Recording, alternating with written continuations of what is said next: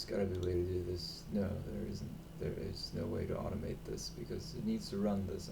It needs to load this in virtual reality. I can't just read this from script. I need to load it in virtual reality. So I've done 1, 2, 0, 1, 2, 1, 1, 2, 2, 1, 2, 3. Yeah, you can see it. These things have flagpoles now. Yeah. Play there. And then what it does is it puts that automatically into my clipboard. And then I just do this for, I changed like all these maps last night. Added flags to all these things in sensible locations, and then you had to, fix the maps as well, and the maps my precious. Right. This is 1, 2, 4. Right, playing single player. And yeah. And there, and paste that in, and yep, and I'm gonna do this a few more times. I don't know exactly how many I've done. I've done quite a few. Not the 1.3. I don't even know what is 1.3. 1.3 is industrial. Well, why? Oh, okay. Or military. No clue. But you know what? We can actually just do this quickly. Enter flag. Right. So I do not want to place another flag here because,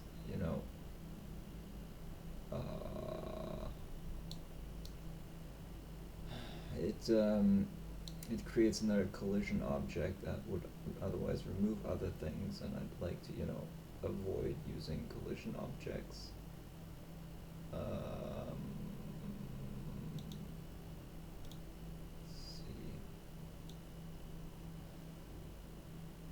Yeah, if there only were a flag with a shorter, what do you call this thing?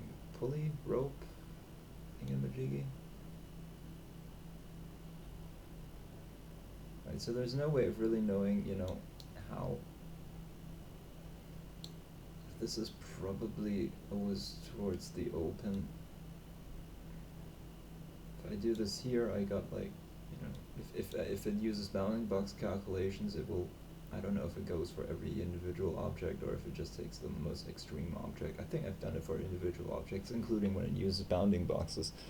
But the problem with bounding boxes is it takes these measurements that you have here, this wire grid here, and the flagpole is not as big as this footprint suggests, so you basically create a script that creates a line that, slowly moves towards it, and if it intersects, that's, basically its collision. The line comes from the top, I can't gesture with my hand, and yeah, the line is coming from the top here, basically, and if it intersects with this thing, and stuff like that, yeah. So the other option would be to just, place this thing up on the roof. It looks a bit cheesy. But yeah, and this is, would you remove the tent in this case? Yes, of course you'd remove the tent. Should there be actually a light up here? I'm not quite sure. Where is the light down here actually? There is no light here. There is by default a light here. There is a ceiling light there, a suspended tent lamp, whatever. Those things work. Does it need a lamp up here? Well, if we put the flag here, it might need one here as well. Yeah, okay. Right, do we need really both of these? I actually also want to really use these as other things. Or possibly as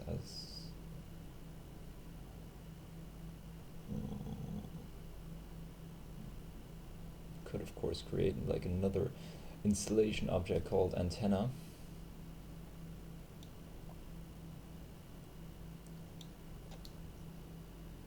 Nah. Let's keep the dish and remove the weather station. Right, and let's move this thing here. Is it really? Yeah, it's locked.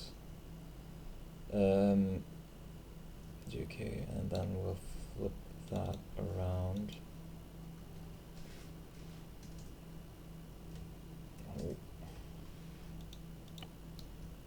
Okay, now we might as well use that.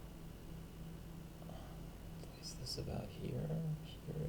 Should it be center of the building? I think center of the building looks even more comical. Yeah, no, it should be a slightly offset. At the front? Nah, back. Halfway between these two.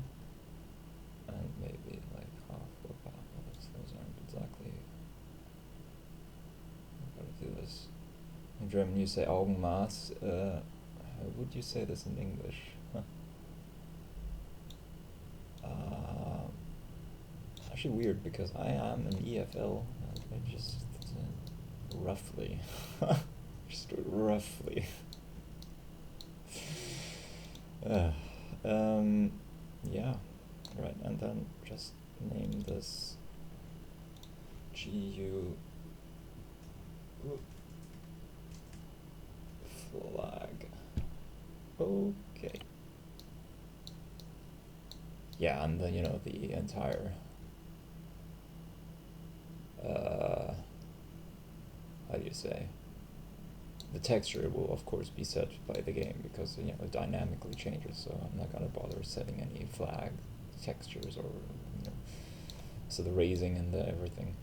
Though you could maybe use, like, you know, as a temporary workaround, a minimum, like the current raised value is like the minimum value it could have, so that you could place them, for example, here, and it wouldn't go all the way through to the building, just, you know, raise that short section. That could be they call it an Arma workaround, but what I really want to find out is if it's possible to detect these kind of boxes here, if this is, you know, is this part of the model in total? Is this just one model that has this, or is this model made up of multiple small models, and can I get those models and get, you know, this electrical box, because I'd really like to attach an action on it that, you know, you can disable the electricity and all that kind of crap, and that would be really cool. That's, I mean, that's you know, the whole thing about Jagged Alliance. Right, I'm going to save that now, and then I'm going to go and play it in single player. And there is no radio, and no, should add radios at some point. Maybe I'll just use the telephone as a radio as well. The radio is supposed to be not entertainment radio, but, you know, military radio. Right, these boxes, by the way, aren't used. They're like, you know, backup boxes. This box is a backup box. For example, let's say deliveries arrive and you don't want everything to be in the same box, you want it to be, you know, that's basically the idea behind it.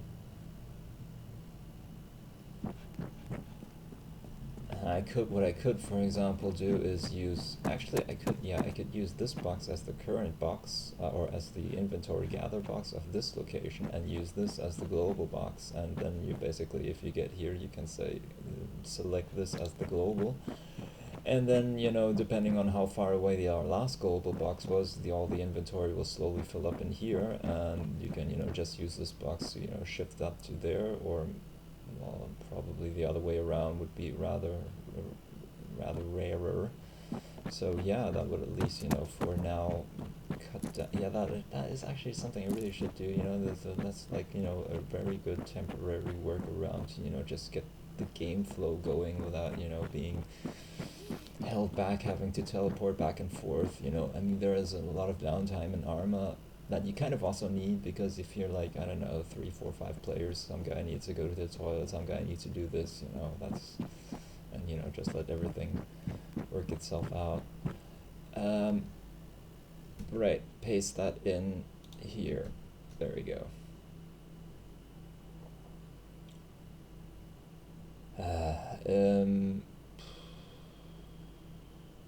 What did I want to, I wanted to talk about something. though I'm not quite sure.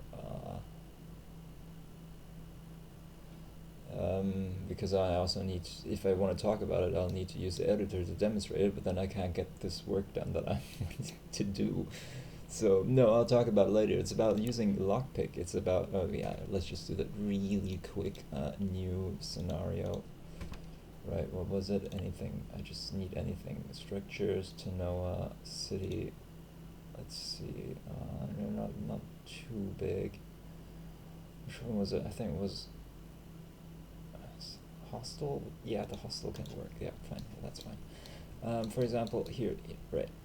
There's a door there. You can't use that door, obviously. There's a door there. You can't use that door. Those are just, you know, they're just there as textures. What you could do is you could, you know, if you're the engineer, you could have the lockpicking skill.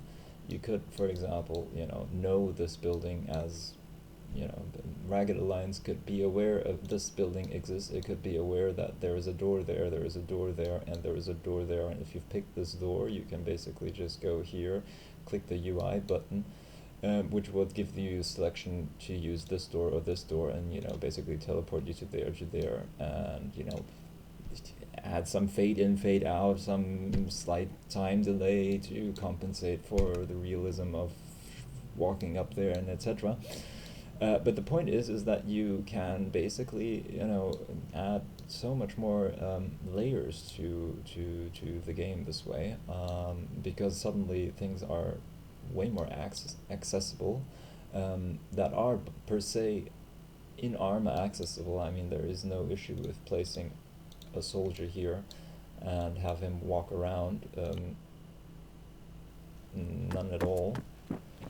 Yeah, but, you know, there is just, you know, this is just a hostel, and yeah, you know, you could, for example, do this lockpick, and then it looks like as if this actually even existed in I never played the I only played Arma campaign about the first one halfway through, until I think it's called Agochori,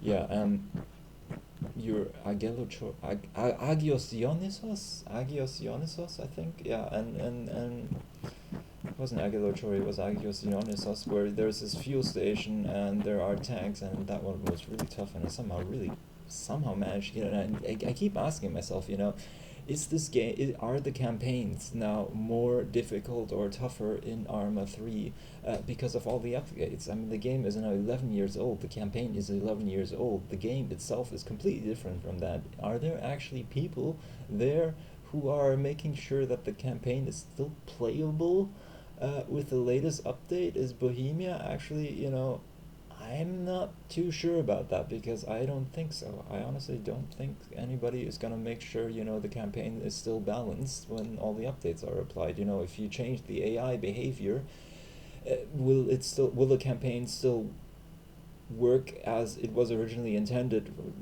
Yes, no, and I don't think somebody is actually checking that. Just saying. Right, let's get back to doing flags. What else have I done? I did it for some of the generics as well. This is the, yeah, it's a new, I don't need to. Right, I fixed up the base a bit. I mean, look at this. I mean, there's a lot of more items now, and I really need to, like, I don't know, run a script that detects which items can be simple objects. It's probably easier to make them all. No, then again, no, you don't want that either. You also want, you know, things to fall over and yeah. So, anyways, yeah. Control S. This could be interesting. This is a generic base, which means there is no anchor base, and it's got everything. Did something just float down when I started? Let's just see in the. Oh no, those are just the movement actions of these soldiers. Yeah. It looks much bigger in the editor. If you actually hear, it's not too big, you know. It's a medium base. It's actually a small base, you know. Of course, you could have, you know, there'll probably be a few more tents here, I'm guessing. I'm not entirely sure if I maybe should put another one of those up there. There's also, the thing about you don't want to put in too many objects. You don't want to make things too detailed. Just, the bare minimum plus maybe a little bit extra. Like, for example, these are extra, adding a toilet, which is, per se actually completely pointless. It's just decoration. But, you could kind of, I suppose. Yeah, and these are not pointless. You could, for example, create AI scripts, which I plan to do, and, I could tell an AI to search for a toilet building, like a known list of toilet buildings if it detects them, for example, these. That AI soldier could, take a leak, I don't know, once every 6 hours. Is that realistic? That is somebody who, as a soldier, keeping it together, let's say. But, otherwise, what is the human average for taking a leak once every 2.5 hours, 3 hours? I have no idea. It really depends on how much you drink and how much, you need to drink because of how much energy you exert. Physical, I suppose. Yeah, I'm talking too much. Let's go all the way here to the top. Yeah, right. And wait, is there the flag here? Yeah, it did say that, and it should be the portable flagpole. Awesome. Okay, moving on.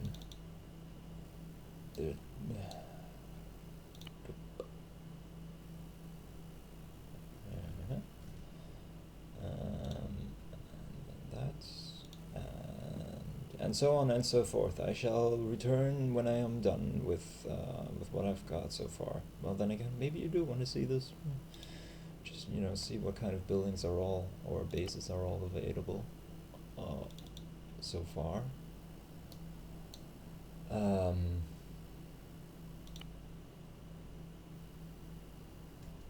the flag's there.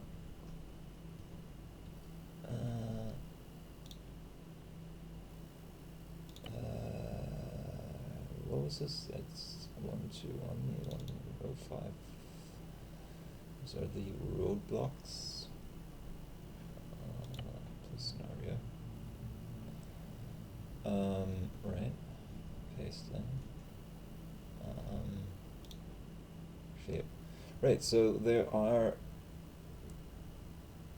there's an anchor. Either there's, you have like a building that you want to search the map for. If this building exists, then, I can create a base there because I have a blueprint. Or you create, these, I call them generic bases, and in such a sense that there is no reference building around which the base is built, but, it's just placed on the map. How probably, I estimate 95% of bases are made in Arma that are scripted. It's easier, and it gets the job done just as well, but it's not as immersive, right? So and here I could probably set this via thing to the base itself is not in 0, right? That's kind of a bit annoying. If I suppose it could be an editor setting preference, but I get how you want to add a little extra layer of randomness in there with random position every time. But if you're making these blueprints, it would really be easier if this one center point would always be 0, 0. Anyhow, right, so generic, I place this pole, I call it an anchor. If the anchor building happens to be this pole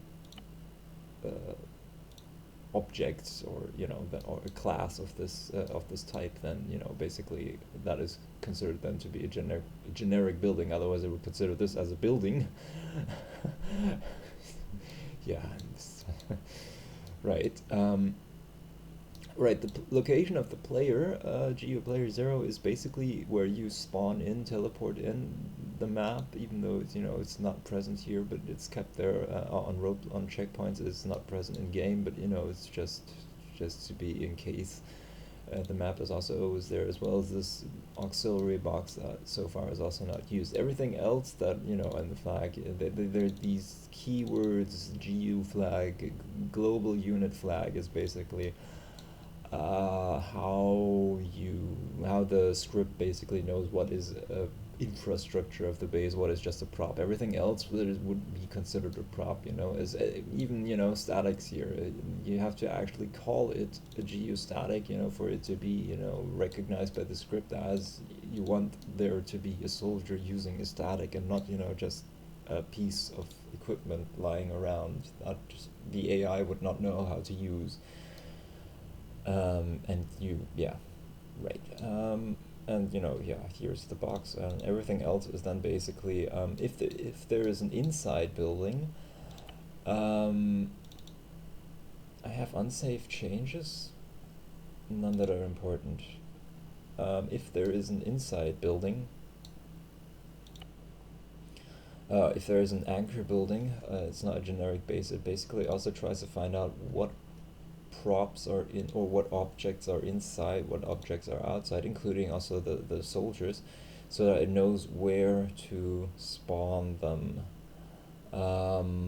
Actually, you know, like set position world, I think Arma has this system where you create unit, and it's like it's the go-to catch-all function for everything, and all of the functions are like that. None of the functions provide, or very few functions, the ones that they created later, where they, you know, none of the functions really provide, you know, this generic API interface that you can customize everything about that. Like I create a unit, it is created at a certain position. You can't really say, I want it exactly at this position. You have to create, the Arma system works basically, create a unit and freeze time, essentially, set the direction of the vehicle, because you can't even define that. You create a unit without defining what direction you want it. You have to create the unit after it's created, then you set a direction.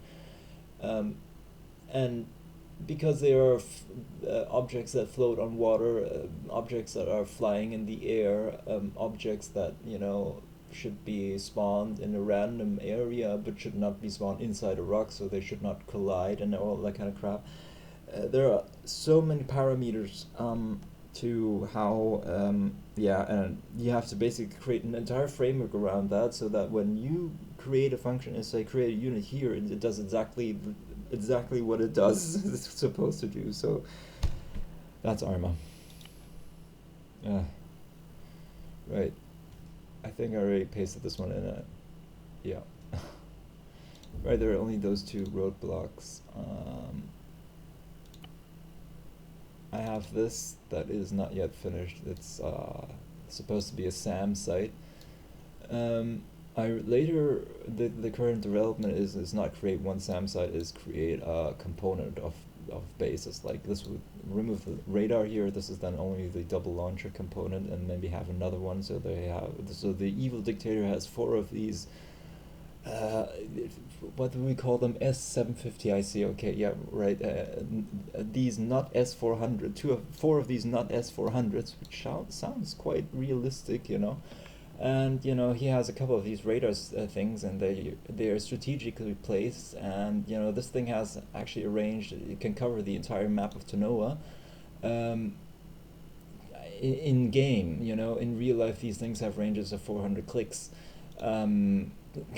So yeah, so the idea is that basically he has like these launchers which are in very hard to get and very heavily defended locations, and these radars are placed in other locations that are slightly less defended. And you know, if you take these out, then you can use Skyrider basically, and Skyriders will actually be probably, you know, a guy wearing civilian clothes running around you, flying the plane, because you know, helicopter is, you would probably rather fly a Cessna than you know, some little bird in that kind of a setting in a Tanoan setting in real life. That would probably be more easy and efficient than a helicopter, I think. Don't take my word for it. It's also more available. Yeah, it's definitely it's light plane, not helicopter. Helicopter is more, you know, of city military setting. And if you're whatever. Right. So yeah, one of these days, and then you know, you'll have a component, you know, a SAM component, a launcher, SAM component, radar, etc. Right. What else did I do? 110. Yes, there is a flag here. Let's play the scenario. Switch here, and let's this the current temp.sqf. what else would I call it? Right, that's how many 05ers are 20 lines. 20 lines, 20 lines, okay, I got them all, right, so the ones I currently have. I actually have those two of those that are currently I'm working on but have not actually implemented in game yet.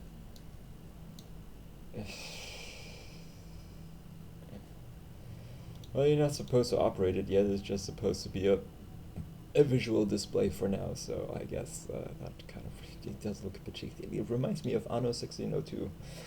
Great game, by the way. Right, should be 111. Yeah, and every time I change something in the script, I have to run through all these buildings again and do this all, and yeah. There's gotta be a way to script this. Do I have unsafe changes here? Also unimportant ones.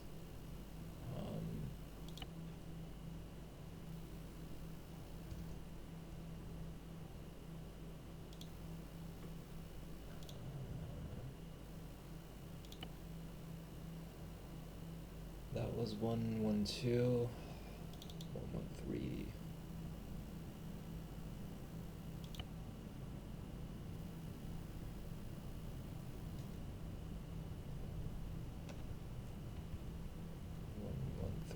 Oops, Daisy, it wasn't really there. 114.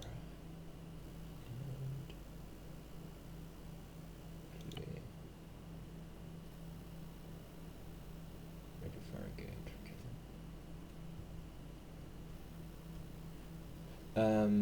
For example, this one, let's see, it should be here, general.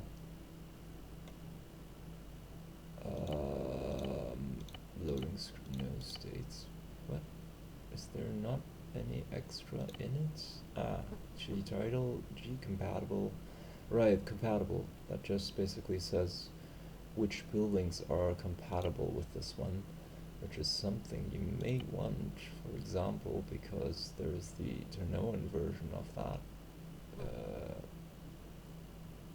114, 115. I pasted in 114, yeah. Here. Did I just? No. Which is, yeah, this is compatible with the other building, it just has a different skin. I suppose you could automate that too, if it's a bit, it's easier to do it this way for now, but yeah, so the previous building, the one that was more original white is this one here, Land Eyeshed, and this one is Surface Mine. Right, yeah, there it says Surface Mine. Right, so the layout that I have here is also, these two layouts are basically interchangeable in these two buildings, and the game actually does do that. So if you have like either of this building, you can't know which of the layout it will be until, well, it spawns and you see it. 115. Right, and we are now, I think, approaching, this should be the I don't actually have unsaved changes. Yeah, where is it? I think.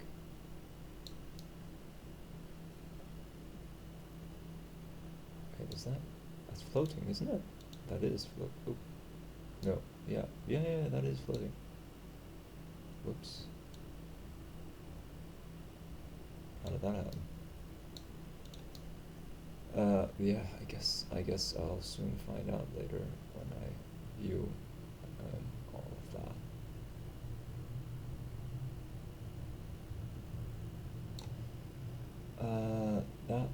safe though, yeah. Playing single player.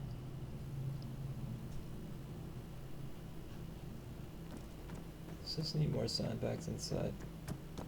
I suppose it could use 1 or 2 here down the corridor, right? Then again, no, just the enemy would put, or like you as a defender. But probably this would block off way too much. Somebody could be here, so yeah, you should have like a short sandbag here, so that somebody could, you know, hit the deck when they come from there.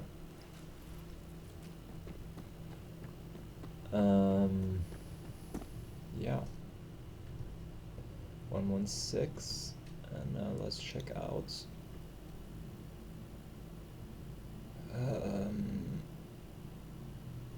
Return to editor. Alright, this one was a work in progress. Oh yeah, that's actually where I came up with the idea about using, because, you know, it's like, this is so nicely detailed, and it would be really great if, you know, if you could have the final stand here.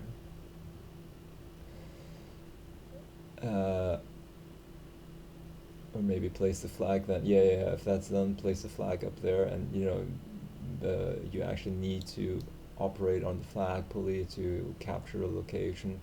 So yeah, you'll have to then, you know, there's that door there, or I suppose that door, whichever, and then, you know, you lockpick that door, and then you come up here.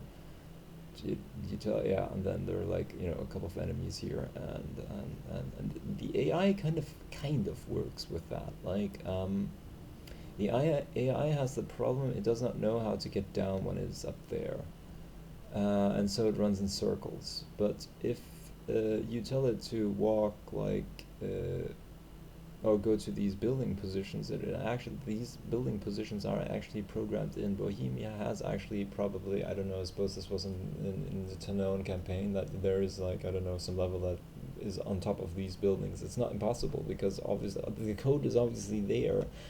If only you could somehow tell the AI, hey, hello, you can use this script function here to teleport yourself, and then you can figure out your waypointing. That would be really, really, yeah. You need to you need to just basically tell the AI, hey, hello, here's a portal for you. Can you work with that? Can you work with me defining you a portal? And yeah, that would be really cool. Right. 130 and 14 was not. So right, I've got all of these up to, I think, 1.4 now with flags. Oh, the airports, yeah, we should really definitely add flags to the airport, come on. They can't be missing on the airport. Are they at the front now, or are they at the back? Should it just be here?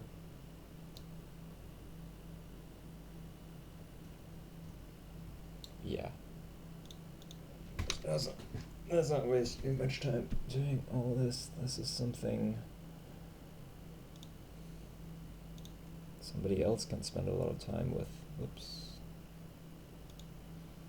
I'm just here, or I'm mostly here to write the code.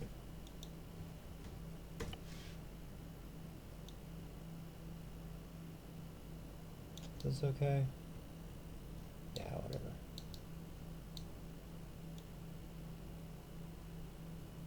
I mean, I'm definitely using all this space, so it probably can't hurt here.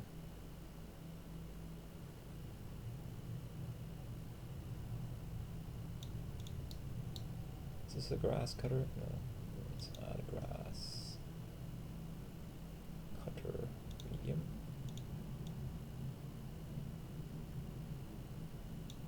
Let's add even another one. Control C, Control V. Control V.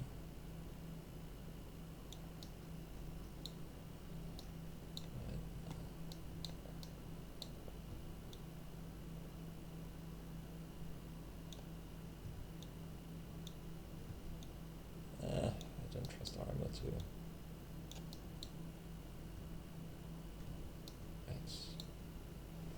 Control-C.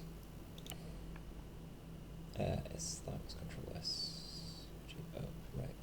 G flag, haha.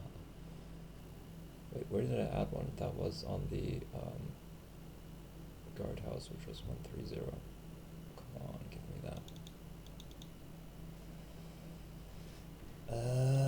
GU flag. Right. What's this?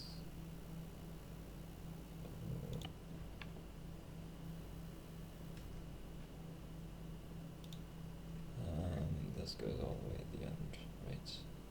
That was 1.3, the guardhouse. I added one there earlier, and the flag is there, yes.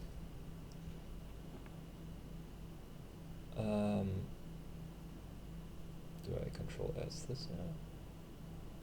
No, I can do, well, yeah, I'm gonna spend some time probably to create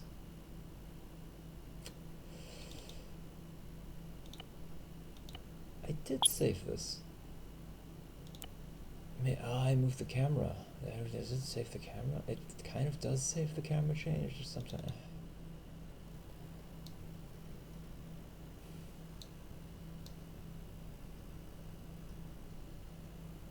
Yeah, I'm not really happy about this tent. It's an urban setting. Why would there be a jungle tent on an urban setting?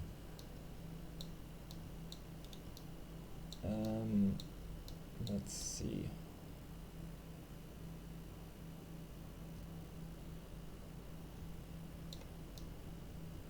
I also need to whitelist those departure and thing majiggy. Did I remove the ladder yet? No, right. That's the issue here. The ladder creates the problem that its neighboring building is removed. And there is no real way to put this crappy, I think, wait, what? The railing is custom? Oh.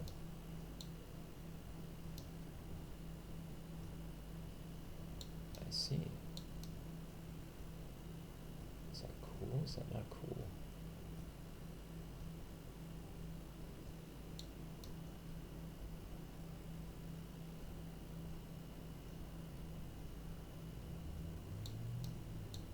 Yeah, this is a case of we'll be right back. Alright, let me just explain the issue. Right, in the map to Noah, there is this building placed right next to itself, basically, you know, back to back. And this building gets despawned because, you know, the ladder's over here and it collides with that building, so it says, yeah, well, I gotta remove this building now, which is fair for the system. I just have to, you know, this would be one thing where if you have those doors, it would those virtual doors, it would be really great. But I'm probably gonna replace it now with some fire escape ladder coming from the front side or the back. Both kind of suck, you know. Great airport terminal building. It would not make sense that they would not use the roof either. They would of course use the roof. They have to use the roof. There's just gotta be some way to figure out how to get the AI to work with using that roof. Right, we'll be right back after these short messages from our sponsors.